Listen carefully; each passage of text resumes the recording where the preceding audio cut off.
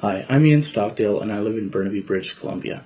I'd like to share with you my argument for why I think King James I of England ought to be considered the true author of the works of Shakespeare.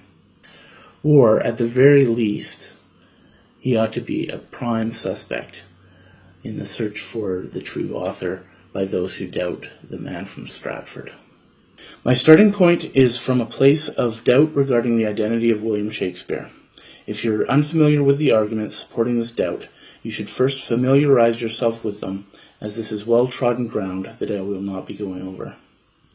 I recommend reading the Declaration of Reasonable Doubt about the Identity of William Shakespeare at doubtaboutwill.org or the Wikipedia article entitled Shakespeare Authorship Question. If you prefer to hear the arguments presented in heroic fashion by one of the great Shakespearean actors of our time, I highly recommend the first few minutes of the recent movie entitled Anonymous. Okay, let me run you through this. Number 1, 1516 to 1625 are the dates that James lived. The beauty of this is that we don't have to explain away any apparent conflicts between the candidate's death and orthodox scholarly dating of the plays, a major drawback to the Marlovian and Oxfordian theories, for example. Number 2, certain facts about James's parents strongly resemble the backstory to Hamlet. His mother, Mary Queen of Scots, got remarried shortly after James's father, Lord Darnley, was killed. The man she married was widely regarded as a suspect in Darnley's murder. Number 3, he received a superlative education from a team of scholarly tutors. His head tutor, George Buchanan, was a world-renowned scholar of Latin. He wrote highly regarded verses in Latin, as well as being a historian and all-round scholar. Number 4, James was considered highly intelligent and was a skilled and eager student. Number 5, he wrote poetry, some of which he published, and some of which he kept secret. Number 6, he was immersed in the world of theatre. He loved watching plays, and almost immediately after he was crowned King of England, he became patron of the Lord Chamberlain's men, renaming them the King's Men. Number 7, elements of his life appear in the plays of Shakespeare. These include the witches in Macbeth. James put alleged witches on trial in the Berwick witch trials, personally cross-examining some of the witnesses, and later wrote a book on witches called Demonology. It also includes that he stayed with his new bride in Kronborg Castle in Helsingborg, Denmark, also known as Elsinore, and that he was believed at the time to be a descendant of Banquo. Banquo is now believed to have been fictional. Number 8, James was a proponent of the divine right theory of kingship. That's a bit of an understatement. I think it's safe to say it was an obsession of his. He lectured the English Parliament on it. He wrote True Law of Free Monarchies, published in 1598, which argues for the divine right of kings. He also wrote Basilican Doron in 1599, originally intended as a confidential guide to kingship for his son, but which ended up being published during James's reign. A few things are interesting about the Basilican Doron. In it, James not only argues for the divine right theory of kingship, but he also advises his son not to divide his kingdom as the fictional King Lear does, with such tragic results. Number 9, numerous Shakespeare plays contain arguments for the divine right theory of kingship. Number 10, the incomparable pair of brethren. Throughout his life, James had a number of male favorites, with whom he would sometimes engage in public displays of affection, and upon whom he would shower riches and various other perks, inevitably causing controversy, scandal, and resentment in his court. Two of these favorites are the most interesting for our purposes, William and Philip Herbert. James founded Pembroke College, Oxford, with William, the 3rd Earl of Pembroke. He also Shakespeare dedicated his sonnets, quote, to the only begetter of these ensuing sonnets, Mr. W.H. All happiness and that eternity promised by our ever-loving poet, wishes the well-wishing adventurer in setting forth.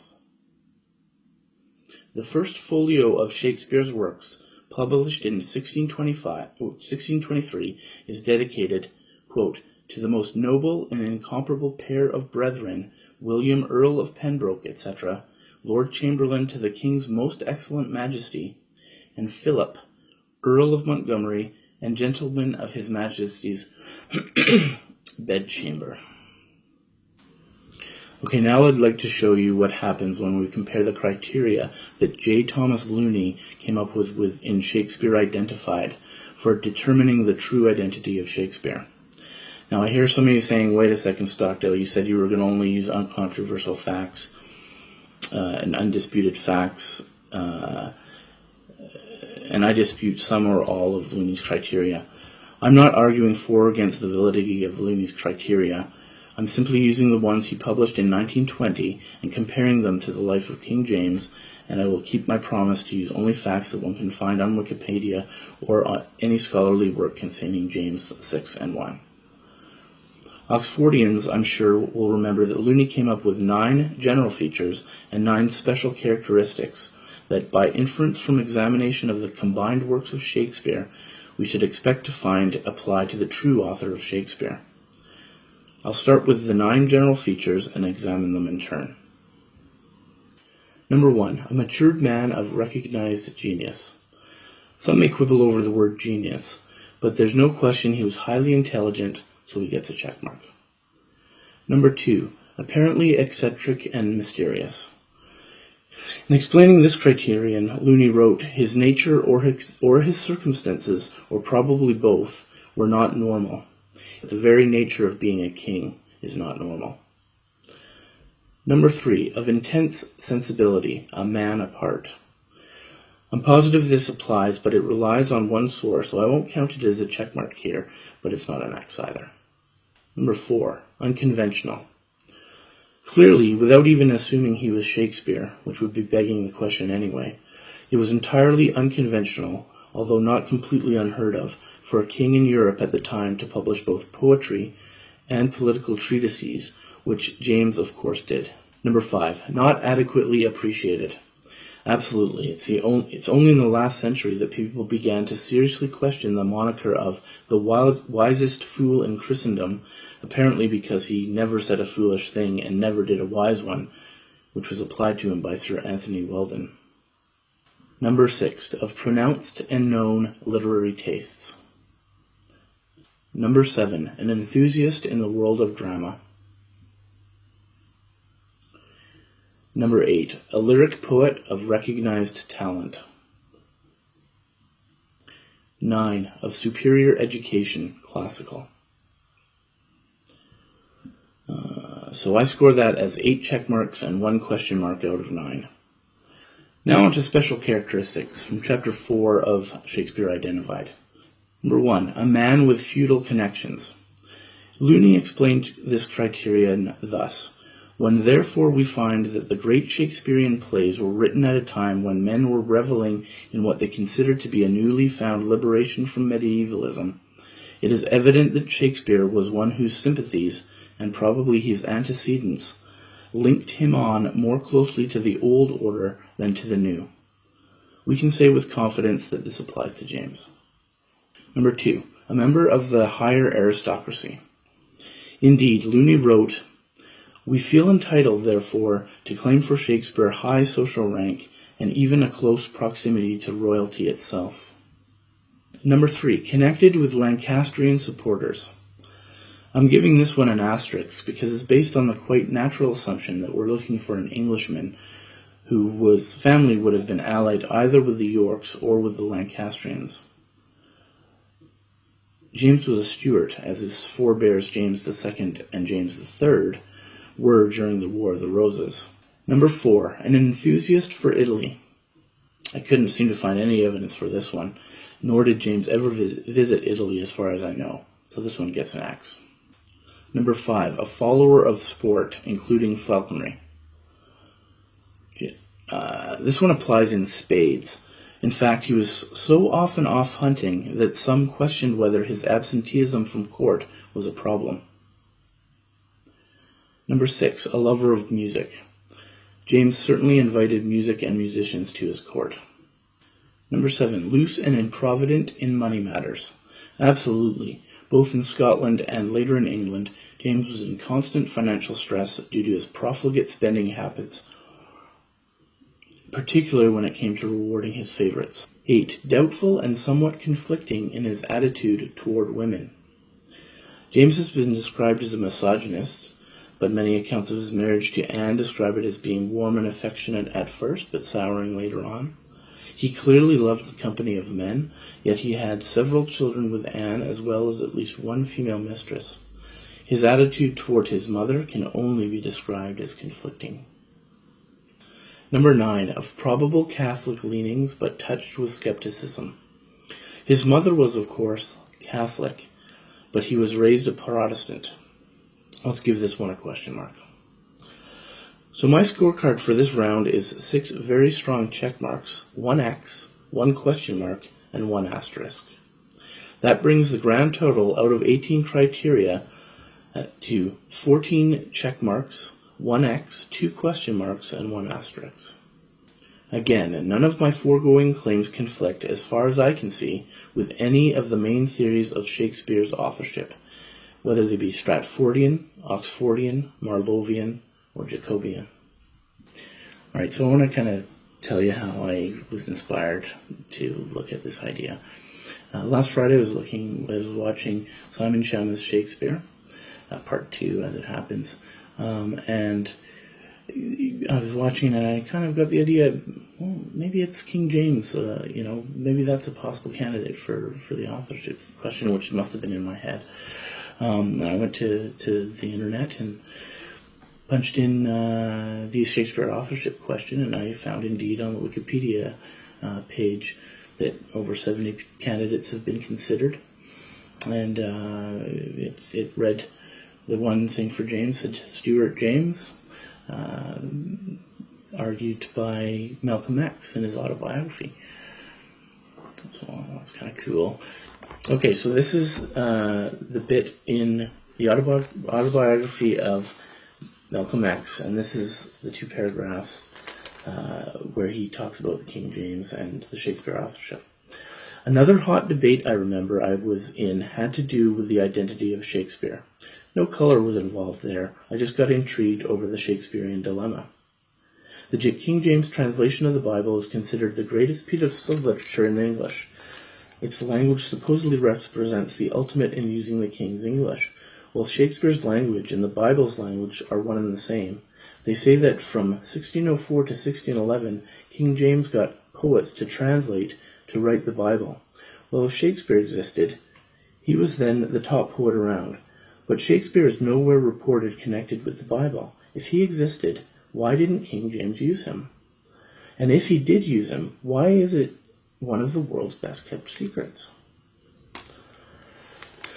And then a bit later, in the prison debates, I argued for the theory that King James himself was the real poet who used the nom de plume Shakespeare. King James was brilliant. He was the greatest king who ever sat on the British throne. Who else among royalty in his time would have had the giant talent to write Shakespeare's works? It was he who poetically fixed the Bible, which in itself and its present King James Version has enslaved the world. So that's from page 186 and 187 of the autobiography of Malcolm X. So I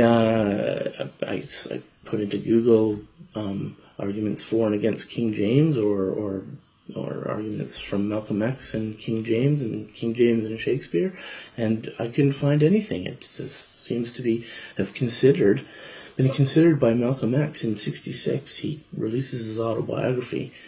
Obviously much more important things in it, but nobody ever seems to have taken that question and looked farther, it seems to me. So the more I looked at this, the more every time I looked for evidence of King James, I didn't know much about King James. I was reading about his life, and everywhere I would go, it seemed to fit. Things seemed to fit more and more. So, like I was saying, that it was the inspiration for for this theory was kind of came to me when I was watching the Simon Shamma's Shakespeare. It was part 2, Hollow Crowns, and I want to read a bit. Okay, so listen to this from Simon Shamma's Shakespeare, part 2, Hollow Crowns.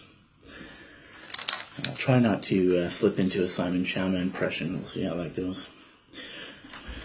The question of who kings and queens truly are obsessed the greatest dramatist of all time. In many of Shakespeare's greatest plays, kings and queens stalk the stage.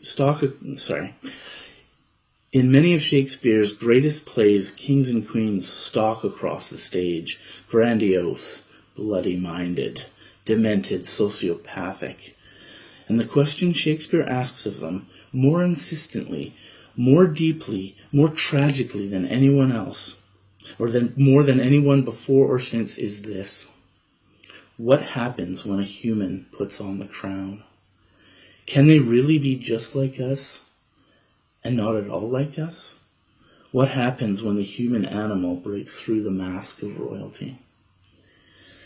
And then a little later on, he probed, this is still from Simon Shamma, he probed deeper into the royal mind than anyone before or since, exploring the great themes of power, war, and death. From that exploration of kingship, Shakespeare revealed the darkest truths, not just about them, but about us too. So my theory, and this part of it is just speculation, of course, but I like to consider the works of Shakespeare King James's third treatise on kingship. You've got the True Law of Free Monarchies, you've got the Basilican Doron, and you've got the works of Shakespeare.